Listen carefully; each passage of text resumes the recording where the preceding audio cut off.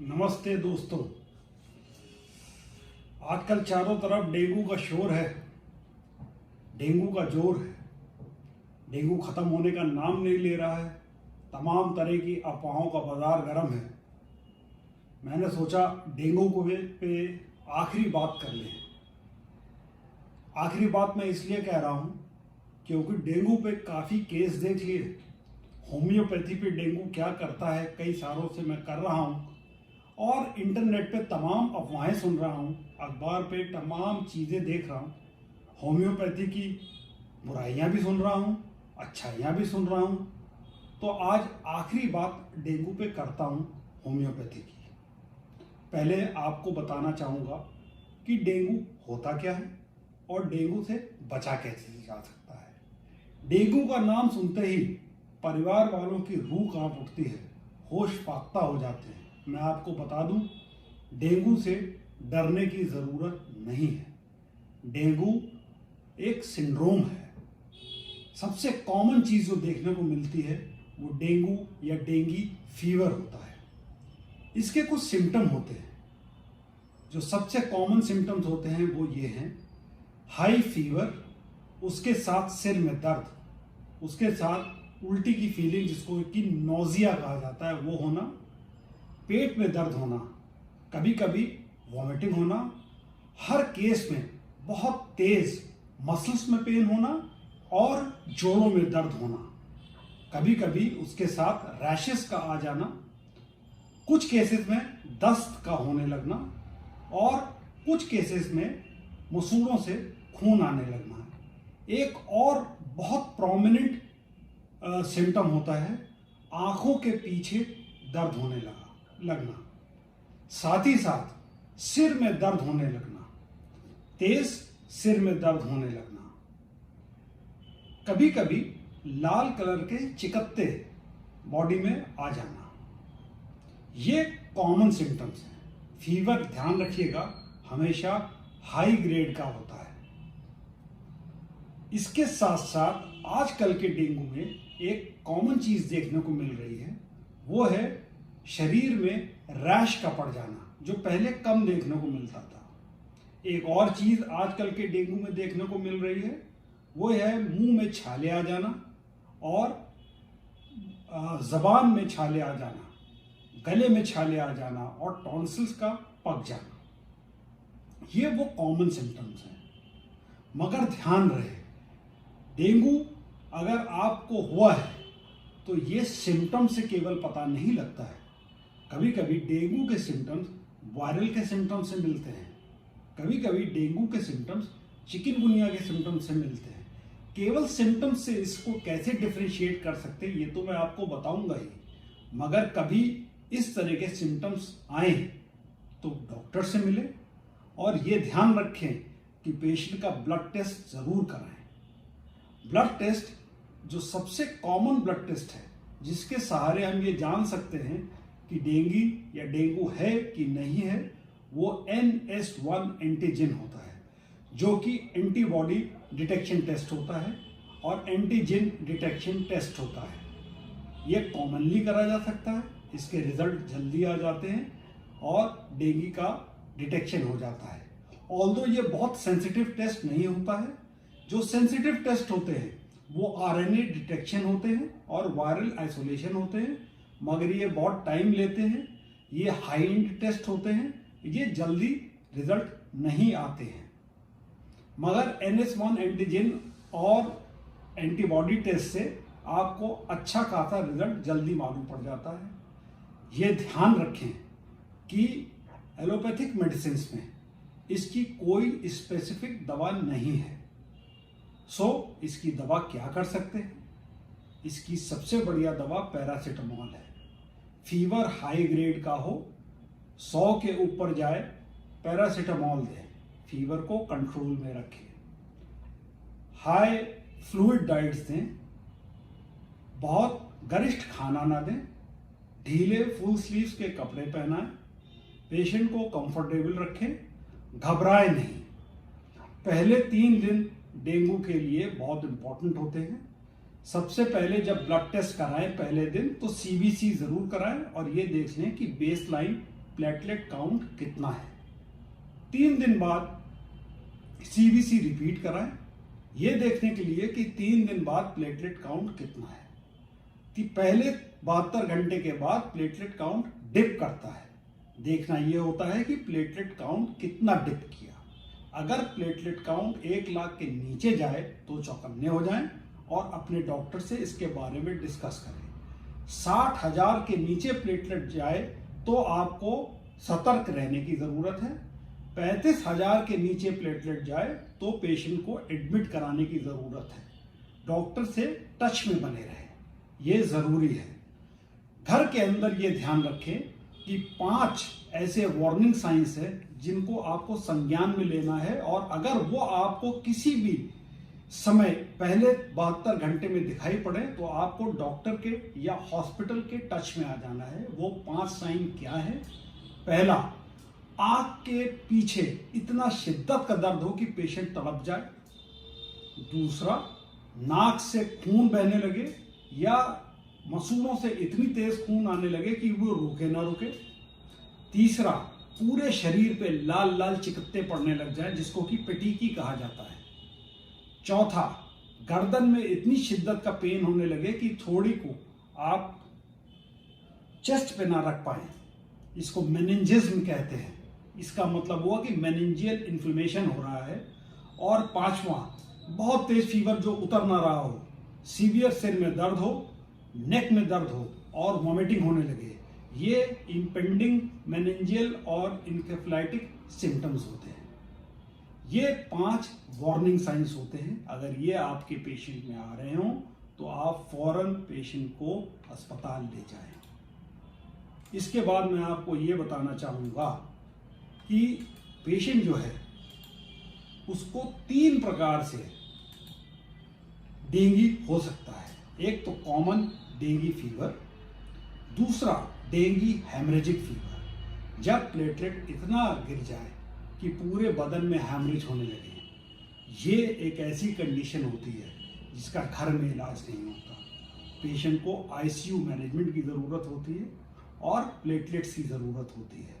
ऐसे केस में ना तो आप होम्योपैथी कराएं, ना तो आप आयुर्वेदिक कराएं, ना आप पपीते का रस दें। पेशेंट को प्लीज़ अस्पताल ले जाएं, आईसीयू मैनेजमेंट की ज़रूरत है। तीसरा, dengue shock syndrome, patient shock में चला जाता है। ये बहुत डेंजरस होता है। अस्पताल में भी हालत नाजुक होती है, आईसीयू में भी हालत नाजुक होती है। कोई रिस्क नहीं होना चाहिए, पेशेंट को अस्पताल में आईसीयू में ही होना चाहिए। आपको मैं यहाँ पे ये भी बताना चाहूँगा कि क्या अंतर होता है डेंगू और वायरल फीवर में। डेंगू एक मच्छर के द्वारा फैलाया जाता है, एडीज मच्छर होता है, और ये मादा एडीज के थ्रू ही फैलाया जाता है। ये मच्छर दिन में काटता है, सो दिन में डेंगू फैलता है।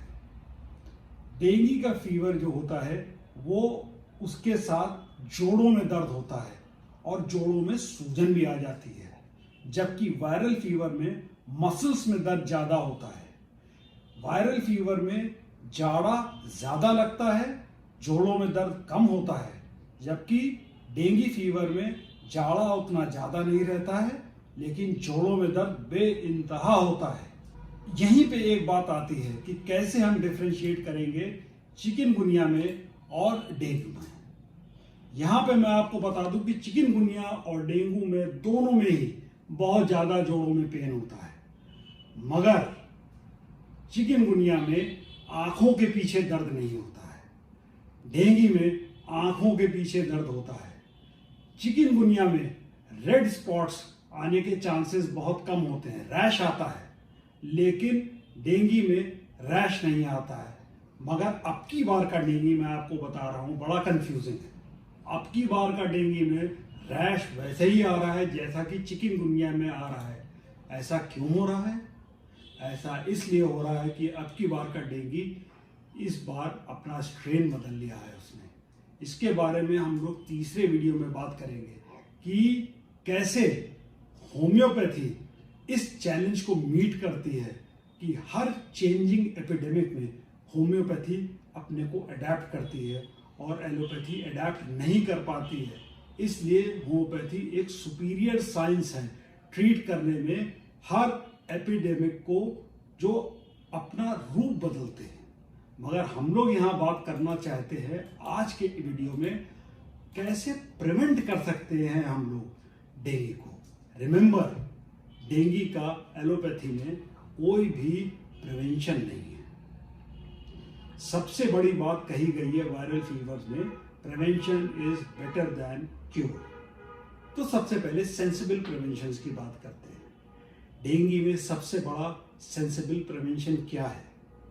दिन में आप अपने आप को कवर्ड रखें, फुल स्लीव शर्ट्स पहने, फुल पैंट्स पहने।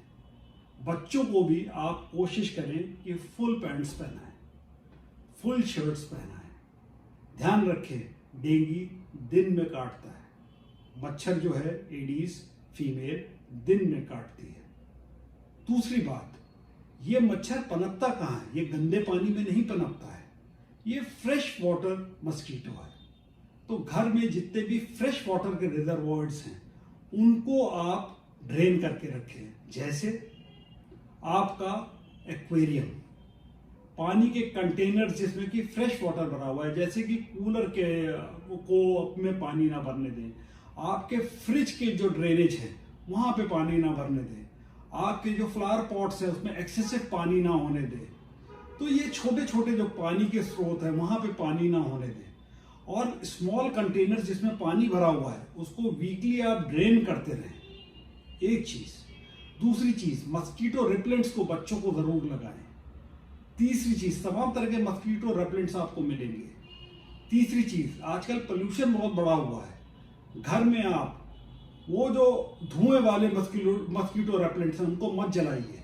लेकिन आजकल जो मस्कीटो रिपेलेंट्स चल रहे हैं जिनमें कि जैसे कि आपके मॉर्टीन है, इस तरह के जो रेपेलेंट्स हैं उनको जलाएं जिसमें स्मेल ना हो, उसको यूज करें। ऑल्दो मैंने देखा है कि आजकल मच्छर उन्हीं के ऊपर घूमते रहते हैं, बट आप उसको लगाएं, वो आपको हेल्प करेंगे। एरोसॉल्स बहुत काम करते हैं जिससे कि आप स्प्रे करते हैं। आप यहाँ पे एक बात का ध्यान रखें, जो एरोसॉल्स हैं ये मच्छर कॉर्नर्स में मिलते हैं, तो आप पर्दे के पीछे उनको स्प्रे करें, टेबल के नीचे उनको स्प्रे करें। और आप कोशिश करें कि आप उन कॉर्नर्स में ना बैठें, क्योंकि कॉर्नर्स में मच्छर ज्यादा काटते हैं। सो कॉर्नर्स में स्प्रे करें, टेबल के नीचे स्प्रे करें, यहाँ पे मच्छर ज्यादा मिलते हैं। ये आखिरी चीज, सबसे बढ़िया बचाव इन मच्छरों से जानते हैं क्या है? वो है मच्छरदानी। आप अपनी खिड़कियों पे मच्छरदानी लगवा लें, उससे बचाव रखें। रात में सोए तो मच्छरदानी में सोए, क्योंकि रात के मस्कीटो अलग है, वो अलग प्रॉब्लम पैदा कर रहे हैं। तो उनसे बचने के लिए आप मच्छरदानी लगाएं, रात में मच्छरदानी के अंदर सोएं, ये सबसे सेफ उपाय है। ये हुई कॉमन सेंसिकल बात जिससे कि आप मच्छरों से बचाव कर सकते हैं। सब तरह के मच्छरों से बचाव कर सकते हैं, चाहे वो एडीज हो, चाहे वो क्यूलेक्स हो, और चाहे वो एनाफिलीज हो। अब आई बात, होम्योपैथी आपकी क्या हेल्प कर सकती है? फेसबुक, व्हाट्सएप, तमाम जगह आपको एक दवा, उसका नाम दिखेगा कि अगर आपको डेंगू हो जाए या डेंगू हो जाए तो यूपाटोरियम पर्फ 200 नंबर की दवा खा लें। कृपा करके डेंगू होने के बाद आप यूपाटोरियम पर्फ नाम की दवा 200 नंबर में मत खाइए। जब मैं आपको सेकंड वीडियो में डेंगू और उसके होम्योपैथिक उपचार के बारे में बताऊंगा, तब आपको समझ में आएगा कि मैं ऐसा क्यों कह रहा हूं। यूपाटोरियम पर्फ डेंगू एपिडेमिक की दवा नहीं होती है, क्योंकि एपिडेमिक हर साल अपना रूप चेंज कर लेता है। अगर हर साल नहीं चेंज करता है तो हर तीसरे साल डेफिनेटली चेंज कर लेता है। सो हर तीसरे साल दवा एपिडेमिक की बदल जाती है। इस साल डेंगू के एपिडेमिक की दवा कुछ और है, वो मैं आपको सेकंड वीडियो में बताऊंगा। यूपाटोरियम पर्फ केवल डेंगू से बचाव में काम आती है, और वो भी केवल मदर टिंचर में।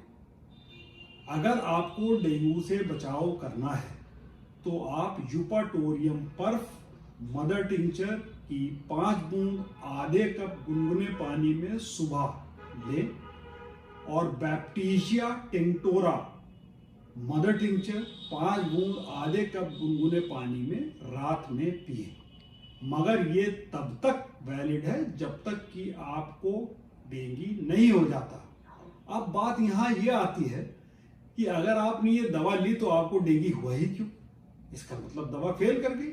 जी हाँ, ये दवा फेल कर सकती है, क्योंकि अगर डेंगू का वायरस आपके ऊपर ज्यादा अटैक कर गया, यानी कि ये तो वही बात हुई ना कि हिंदुस्तानी सेना के ऊपर दुश्मन का अटैक, सेना कम रह गई, दुश्मन ज्यादा हो गया, तो अटैक भारी पड़ गया, तो दवा फेल कर गई। तो हो सकता है कि आप जिस एरिया में रह रहे हो वहां दुश्मन का अटैक ज्यादा हो, दवा फेल कर गई।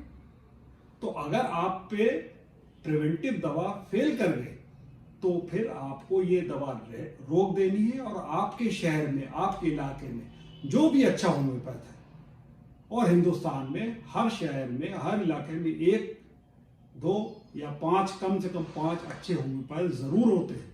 आप उनसे मिलें और उस समय वहां पे जो भी रेनिक जीनस एपिडेमिकस, यानी कि उस समय के एपिडेमिक की जो भी दवा चल रही हो वो उससे लें, तब होम्योपैथी आपको काम करेगी, वरना होम्योपैथी बदनाम होती है। होम्योपैथी गलत नहीं होती है, होम्योपैथी की प्रैक्टिस गलत होती है।